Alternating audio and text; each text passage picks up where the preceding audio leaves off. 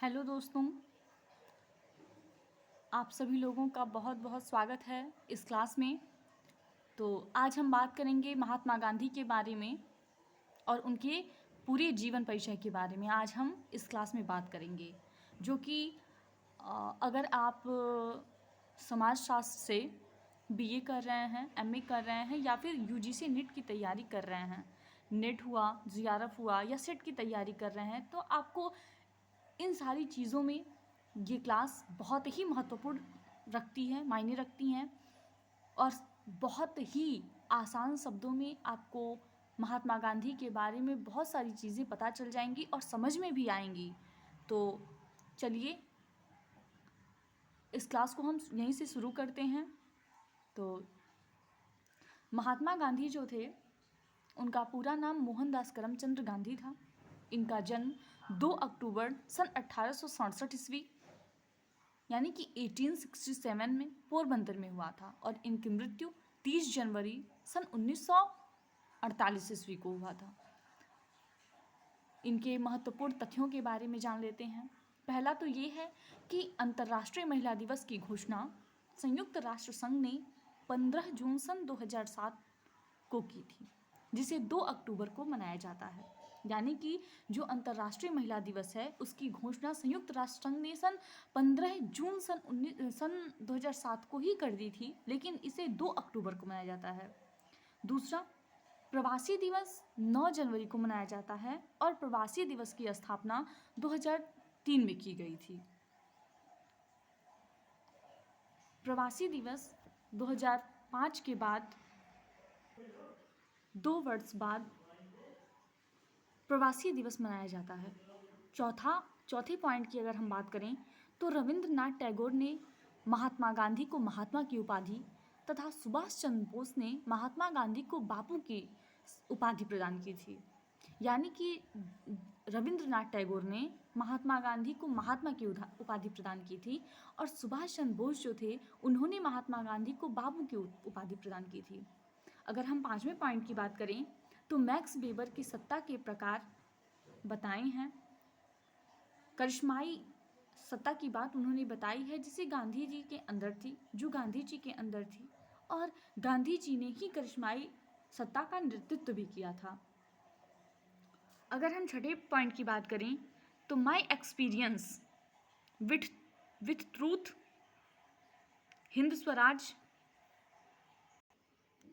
स्वराज, पंचायती राज, मेरे स्वप्न का भारत इनके प्रमुख लेखन हैं।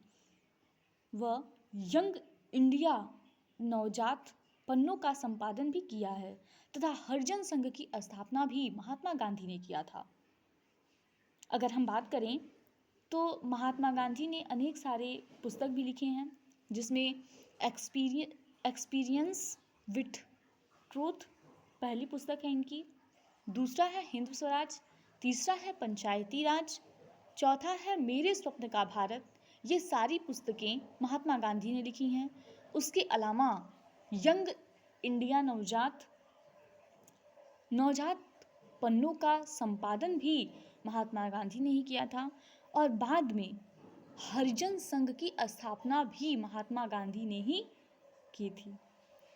अगर हम 7वें पॉइंट की बात करें तो जॉन रस्किन से सर्वोदय की अवधारणा ली। महात्मा गांधी ने ही जॉन रस्किन से सर्वोदय की अवधारणा ली, जिसे भारतीय राजनीति में सर्वप्रथम इसका प्रयोग महात्मा गांधी ने ही किया था, तथा टॉलस्टॉय की वॉर एंड पीस नामक पुस्तक से अहिंसा की अवधारणा ग्रहण की थी। सत्याग्रह की अवधारणा कस्तूरबा गांधी से ग्रहण की थी।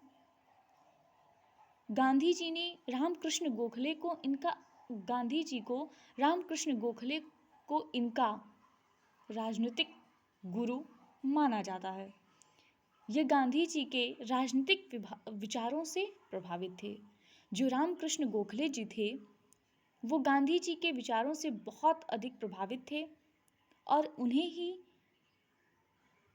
राजनीतिक गुरु मानते हैं। गांधी जी ने ही न्याय की अवधारणा भगवद गीता से ग्रहण की है अगर हम न्याय की अवधारणा की बात करें तो महात्मा गांधी ने भगवत गीता से न्याय की अवधारणा ली थी। अगर हम 8वें पॉइंट की बात करें तो गांधी जी ने राम राज्य की अवधारणा दी, जो कार्ल मार्क्स के साम्यवाद से मेल खाती हैं। अगर हम 9वें पॉइंट की बात करें तो 4 सितंबर सन 1882 ईस्वी को इंग्लैंड से शिक्षा प्राप्त की। महात्मा गांधी ने 4 सितंबर सन 1882 ईस्वी को इंग्लैंड से शिक्षा प्राप्त की थी तथा 1919 ईस्वी में मुंबई से वकालत प्रारंभ की तथा 2 वर्षों बाद 1893 ईस्वी में एक मुकदमे की पैरवी के लिए ये दक्षिण अफ्रीका गए। वहां नेटा भारतीय कांग्रेस की स्थापना की थी। लगभग 20 वर्षों तक अफ्रीका में अहिंसात्मक सत्याग्रह का प्रयोग किया। टॉलस्टॉय की स्थापना भी की महात्मा गांधी जी ने ही। ये 9 जनवरी सन 1915 ईस्वी को भारत लौट आए और सन 1920 ईस्वी में सक्रिय राजनीति में आ गए। तो गांधी जी पहले इंग्लैंड जाते हैं 4 सितंबर सन 1882 ईस्वी को। वहाँ से ये शिक्षा ग्रहण करते हैं और ये फिर 1919 ईस्वी में मुंबई लौट आते हैं और यहीं से वकालत की पढ़ाई भी प्रारंभ करते हैं। 1993 ईस्वी में एक मुकदमे की पैरवी के लिए ये दक्षिण अफ्रीका गए और वहाँ इन्होंने नेटा भारतीय कांग्रेस की स्थापना भी की थी। उसके बाद ये 20 वर्षों तक अफ्रीका में ही अहिंसात्मक सत्याग्रह का प्रयोग करते हैं। फिर टॉलस्टॉय फार्मा की स्थापना भी करते हैं। फिर सन 1920 ईस्वी में सक्रिय राजनीति में ये शामिल हो जाते हैं। अगर हम इनके 10वें पॉइंट की बात करें तो सांप्रदायिक एकता पर बल दिया इन्होंने। लेविन जिन्ना की द्विराष्ट्र की अवधारणाएं स्वीकार की इन्होंने और उसी को स्वीकार करने के आरोप भी इन पर लगे हैं। अगर हम 11वें पॉइंट की बात करें तो गांधी जी ने 1933 ईस्वी में सर्वप्रथम हरिजन शब्द का प्रयोग किया था। हरिजन यानी कि हरि के जन, यानी कि जो भगवान के लोग हैं उस शब्द का प्रयोग किया था, न कि हरिजन जाति का प्रयोग किया था। अगर हम 12वें पॉइंट की बात करें तो बुनियादी शिक्षा पद्धति का विचार महात्मा गांधी ने ही दिया था। मातृभाषा में शिक्षा हो ये भी कहा था तथा सत्याग्रह की अंतिम विधि आर्मन अनशन को बताया है।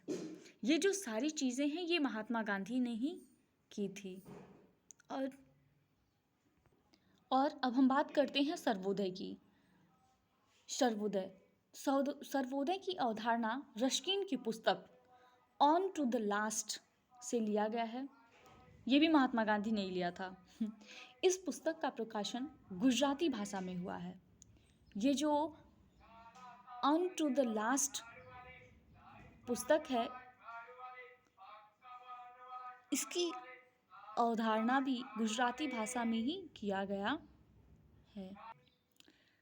सर्वजन यानी सबका उदय या सबका समस्त जीवन के समस्त पहलुओं का उदय, सर्वजन, इसको महात्मा गांधी ने ही बताया था। अगर हम इम्पॉर्टेंट कॉन्सेप्ट की बात करें यानी कि अगर हम अवधारणाओं की बात करें तो महात्मा गांधी जी ने कहा था कि मेरा स्वराज का स्वप्न गरीबों के स्वराज का स्वप्न है। ये जो कॉन्सेप्ट दिया था यानी कि जो अवधारणा दी थी ये महात्मा गांधी ने ही दी थी कि जो मेरा स्वराज का स्वप्न है वो गरीबों के स्वराज का स्वप्न है। ये महात्मा गांधी ने कहा था। और दूसरी अवधारणा डॉक्टर सिन्हा ने दी थी। वो कहते हैं कि समाज में समस्त सदस्यों का समान नैतिक सांस्कृतिक विकास ही सर्वोदय है। सर्वोदय की अवधारणा देते हुए डॉक्टर सिन्हा ने कहा कि समाज में समस्त सदस्यों का समान, नैतिक, सांस्कृतिक विकास ही सर्वोदय है, जिसमें पहला आता है अक्षम को समक्ष बनाना, प्रेम एवं अहिंसा, मानवीय मूल्यों का स्थापना, अनिवार्य आवश्यकताओं की पूर्ति। पांचवा है क्षेत्रीय स्वावलंबन। छठा है सभ्य एवं सुसंस्कृत समाज। अब हम बात करते हैं सर्वोदय की कार्यप्रणाली का। अब हम बात करते हैं सर्वोदय की कार्यप्रणालियाँ, तो जिसमें सबसे पहला आता है अहिंसक क्रांति। अहिंसक क्रांति के अंतर्गत सामाजिक परिवर्तन बल के प्रयोग से नहीं बल्कि हृदय के परिवर्तन से की प्रक्रिया है।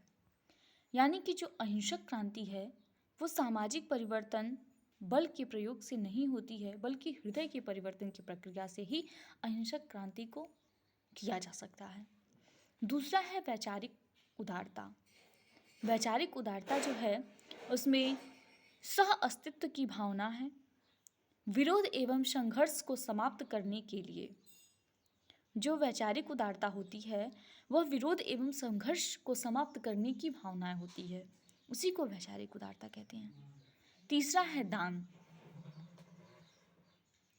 और हम आगे बात करते हैं साक्षरता एवं ट्रस्टीशिप का अर्थ। अगर हम साक्षरता कहें या ट्रस्टीशिप कहें, दोनों को एक ही कहते हैं, तो उसके साक्षरता एवं ट्रस्टीशिप के अर्थ के बारे में हम चर्चा करते हैं। किसी वस्तु को किसी के संरक्षण में रख देना ही ट्रस्टीशिप होता है। गांधीवादी अर्थशास्त्र में इसे समानता पर आधारित व्यवस्था माना जाता है।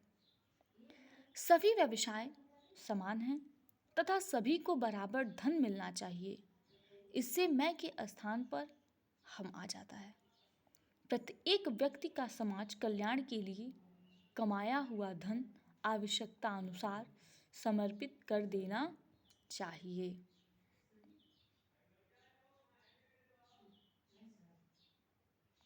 तो ये देखिए आप साक्षरता एवं ट्रस्टीशिप का अर्थ, यानी कि किसी भी वस्तु को अगर हम किसी के संरक्षण में रखते हैं तो उसी को हम ट्रस्टीशिप कहते हैं, ताकि उसकी देखभाल बनी रहे और वो वस्तु सुरक्षित रह सके। तो गांधीवादी अर्थव्यवस्था में इसे समानता पर आधारित व्यवस्था माना जाता है। ट्रस्टीशिप को सभी व्यवसाय समान हैं। गांधी जी कहते हैं कि सभी व्यवसाय समान हैं तथा सभी को बराबर धन मिलना चाहिए। इससे मैं के स्थान पर हम आ जाता है। प्रत्येक व्यक्ति का समाज कल्याण के लिए कमाया हुआ धन आवश्यकता अनुसार समर्पित कर देना चाहिए। ट्रस्टीशिप के प्रमुख सिद्धांत निम्न इस प्रकार से हैं। अगर हम ट्रस्टीशिप की बात करें तो उसके प्रमुख सिद्धांत हैं और ये इस प्रकार हैं। पहला, उचित आवश्यकताओं की पूर्ति। सब ट्रस्टीशिप में सबसे पहला प्रमुख सिद्धांत की अगर हम बात करें तो वो है उचित आवश्यकताओं की पूर्ति। दूसरा है आवश्यकता अनुसार पूंजी, यानी कि पैसे की भी तो बहुत ज़रूरत होती है, तो आवश्यकता अनुसार पूंजी की बात कही गई है। तीसरे सिद्धांत के बारे में बताया गया है कि नैतिकता पर आधारित होनी चाहिए। तीसरा जो है वो नैतिकता पर आधारित होनी चाहिए। चौथा जो है वो सत्याग्रह व असहयोग पर आधारित होती है। पांचवा है अहिंसक क्रांति, यानी कि ट्रस्टीशिप का अगर प्रमुख सिद्धांतों में अगर बात की जाए तो वो है अहिंसक क्रांति, यानी कि कोई भी क्रांति नहीं होनी चाहिए जो कि हिंसा को दर्शाती हो, तो इसलिए उसमें अहिंसक क्रांति को भी शामिल किया गया है। अब हम बात करते हैं ट्रस्टीशिप के बारे में। तो ट्रस्टीशिप से प्रेरित होकर विनोबा भावे ने 1951 ईस्वी में भूटान आंदोलन चलाया था। जो विनोबा भावे थे वो ट्रस्टीशिप से बहुत अधिक प्रेरित थे और इसी चीज़ से वो प्रेरित होकर सन 1951 ईस्वी में भूटान में आंदोलन उन्होंने चलाया था। 18 अप्रैल सन 1951 ईस्वी में तेलंगाना के पोचमपल्ली गांव से इसकी शुरुआत हुई थी। तथा 1953 ईस्वी में जयप्रकाश नारायण भी इसमें शामिल हो गए। तो धीरे धीरे करके इसमें कई सारे लोग शामिल हुए, जिसमें सबसे पहले विनोबा भावे शामिल हुए थे, जिन्होंने भूटान में आंदोलन भी चलाया था ट्रस्टीशिप से प्रेरित होके। फिर 18 अप्रैल 1951 ईस्वी में तेलंगाना के पोचमपल्ली गांव में इसकी शुरुआत की गई थी और 1953 ईस्वी में जयप्रकाश नारायण भी इसमें शामिल हो गए थे। इसी प्रकार और भी बहुत सारी चीज़ें थी जो समाजशास्त्रीय दृष्टि से बहुत ही महत्वपूर्ण हैं। तो और आप सभी लोगों का बहुत बहुत धन्यवाद कि आप मेरी इस वीडियो को देख रहे हैं और सुन रहे हैं, समझ रहे हैं। अगर आपको अच्छा लगे तो उसे लाइक करें, शेयर करें और सब्सक्राइब ज़रूर करें और कमेंट करके मुझे बताएं। अगर कोई गलती हो या फिर कोई मुझसे त्रुटि हुई हो तो उसको भी कमेंट करके आप बताएं, ताकि हम अगली वीडियो में उसको सुधार सकें। तो कैसा लगा वीडियो ज़रूर बताएं। धन्यवाद।